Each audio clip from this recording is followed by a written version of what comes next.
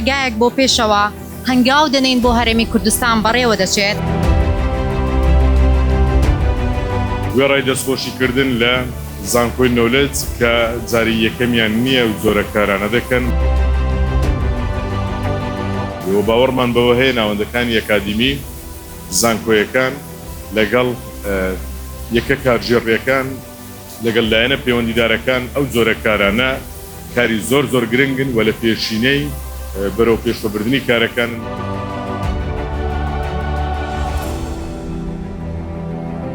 هەنگاونان بۆ ئایندە و دروستکردنی ڕێگایەکی استراتیژی بۆ پێشەوە ئاسان نییە و ئەرکێکی قورسە و ماندووبوونی زۆری دەوێت، بەڵام مەحاڵیش نییە.